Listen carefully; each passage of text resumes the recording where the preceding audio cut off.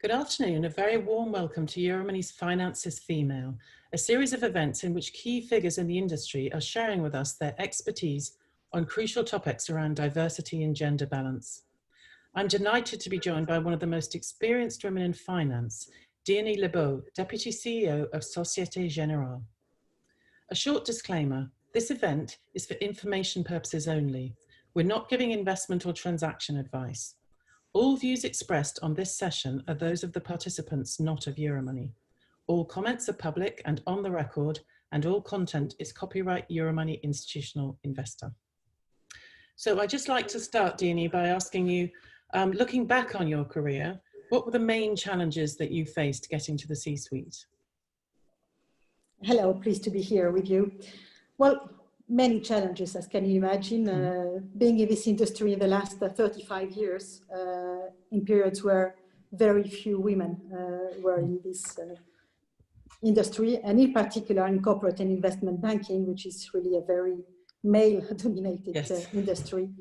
So I would say, it's from inappropriate remarks to unconscious biases, but if I really summarized it to three very basic challenges, which for part of them are still valid, I would say first was really dealing with these unconscious biases and stereotypes on perception of what type of ambition a woman has, what type of jobs she would be willing to accept, how authority should look like.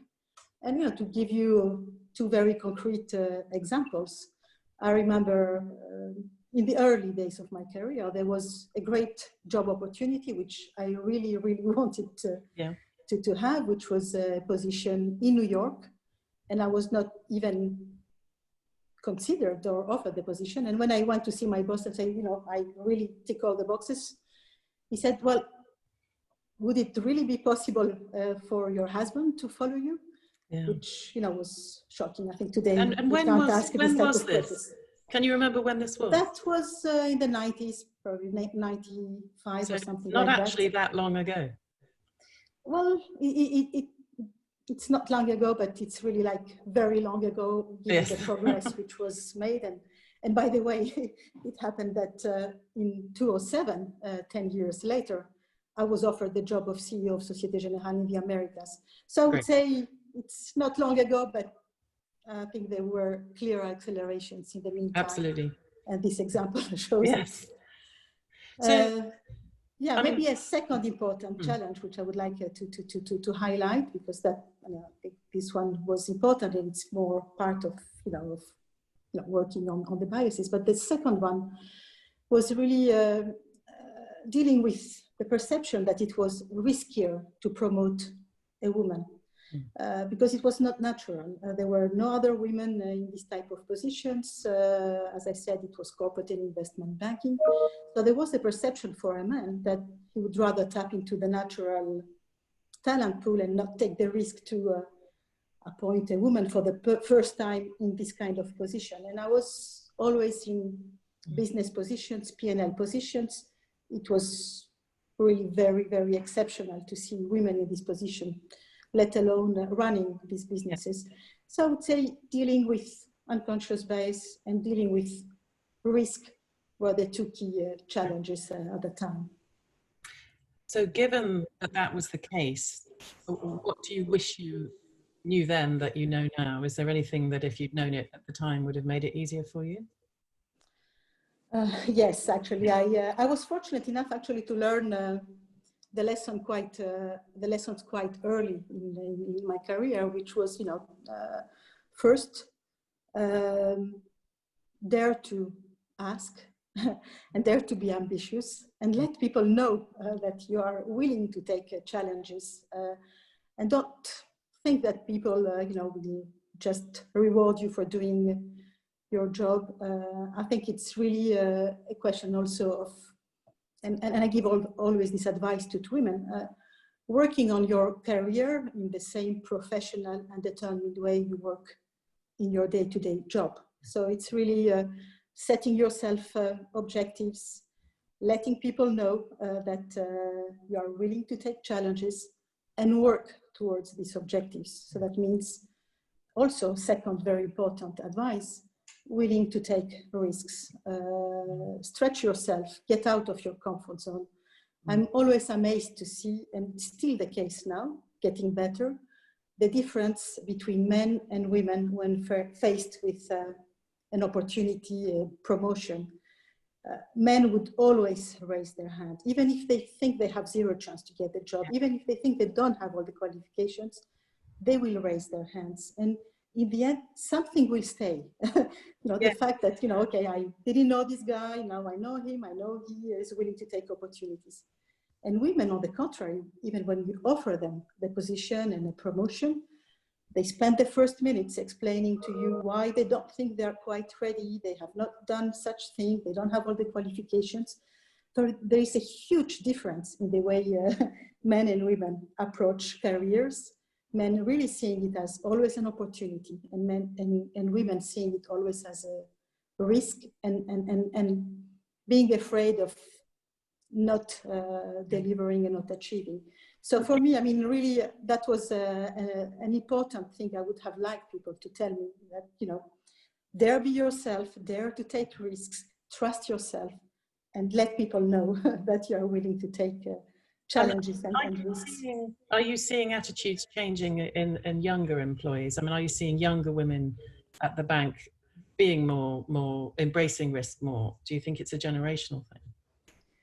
I think, yes, I think the younger generation is more willing to take risks. They are much more self-confident than we were. I think there is no competence or potential gap. There is really a confidence gap, which I think this new generation has made a lot of progress towards too.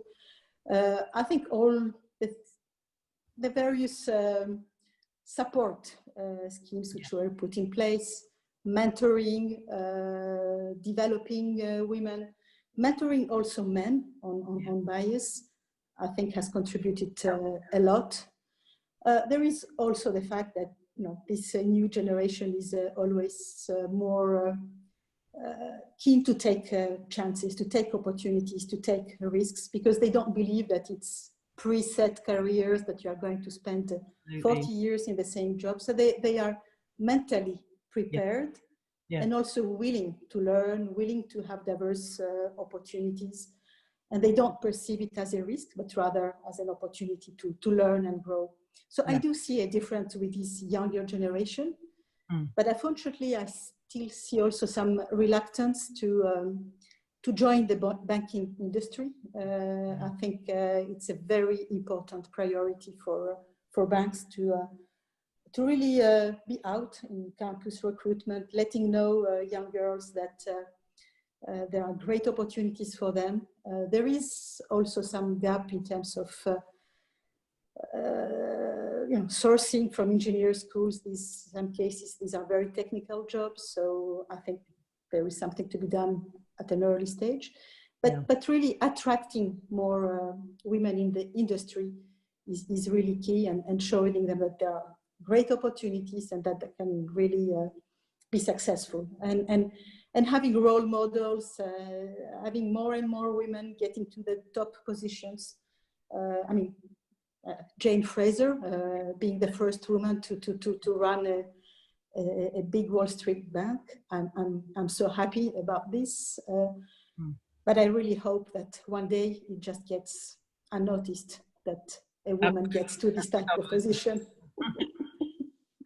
But I think it breaks a glass ceiling, it breaks a career, and for young women to believe that there is a important signal.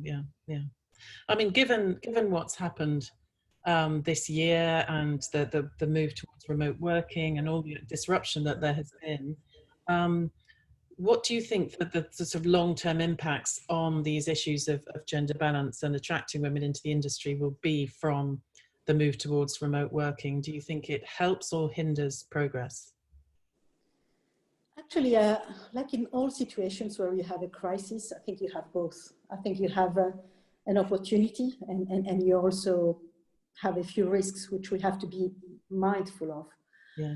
I think the positive is that in a way, private life and professional life got more openly connected. You know, we got to see on Zoom the kids of our colleagues, their family, their houses. Yeah. And I think this barrier between, you know, keeping your private life private is breaking. And then more and more we embrace the fact that you need to work on work and life balance, and it is possible thanks to remote working and thanks to the new technology.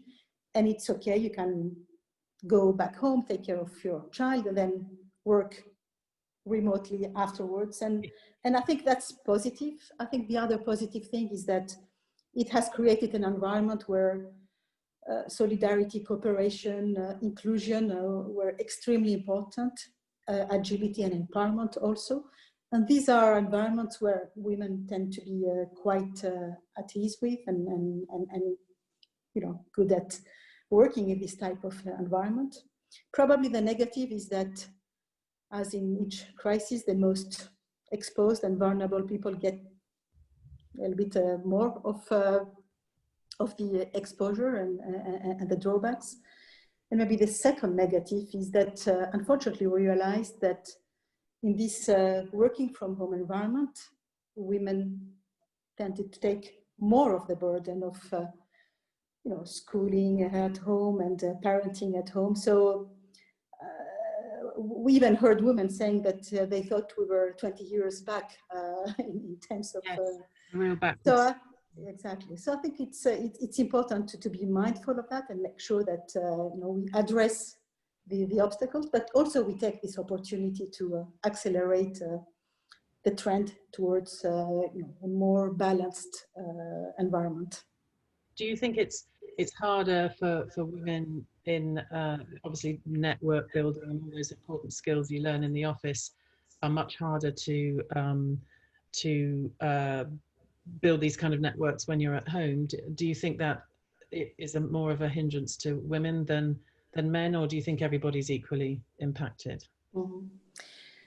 It's a very good point, actually, and networking has always been a hot issue for women, because they think it's a waste of time, that, you know, they'd rather be home and taking care of the kids. Exactly. But it's part of the job, and I really and I didn't do it enough when I was young, but I learned the lesson, and also I always tell to young women, you know, building a network, it's good for your business also, because it allows you to do better your job and solve problems with, you know, people you have built trustful relationships with, and it helps your career. So it's part of your job to build the networks, and it doesn't need to be after hours at a bar or drinking a beer.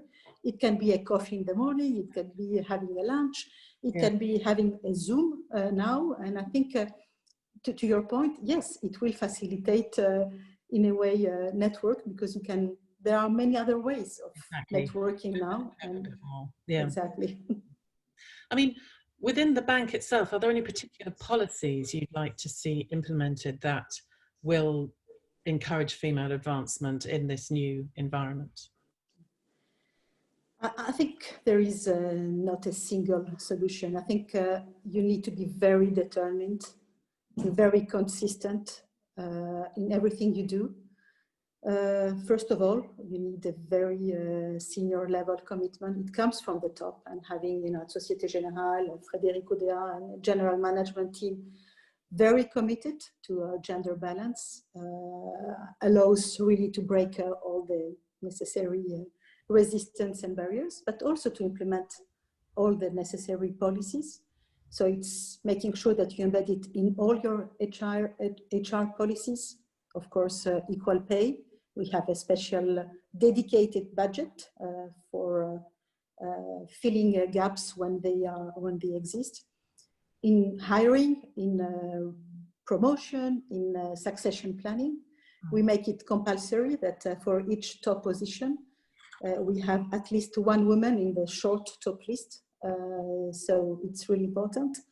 But then it's not only about the processes, where, you know, all our processes embed specific policies, you know, towards addressing the gender gap.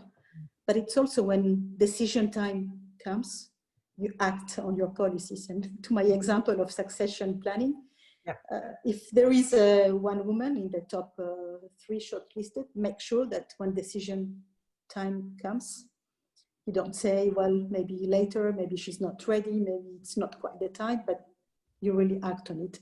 So it's really policies which need to be very consistent and quite rooted, embedded in your normal HR processes.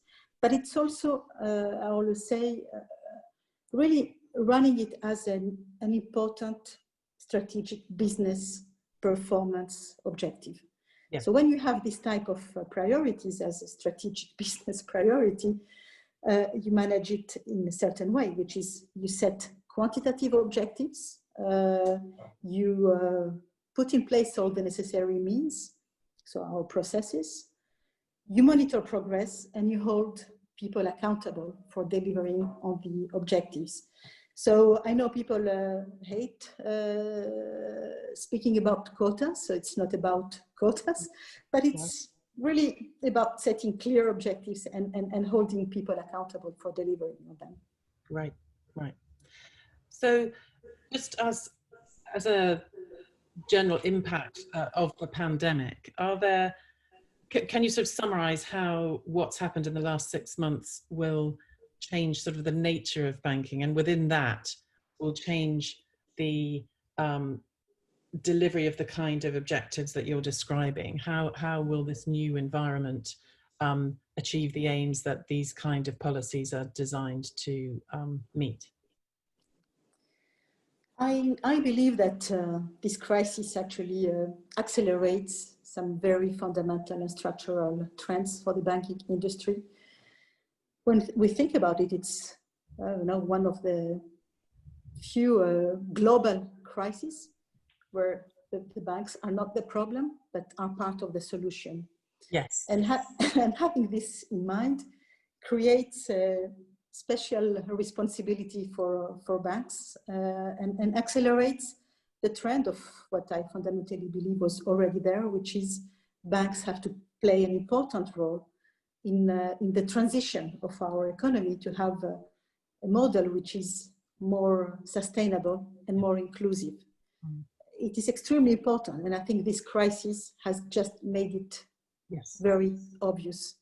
So accelerating the trend to a more sustainable and inclusive world is I think, quite a big contribution to what we discussed about diversity and inclusion, gender balance, for 2 reasons. One is because I believe that these deep transformations of models start with a deep transformation of culture. Yeah. And changing the culture comes with having diverse talent and the right type of people. It is also, I think, the second important parameter, also speaking about gender balance, very positive and very attractive for women to join the industry, because I think that women really are looking for jobs which have a meaning, where they can be aligned with their values and where they can make an impact.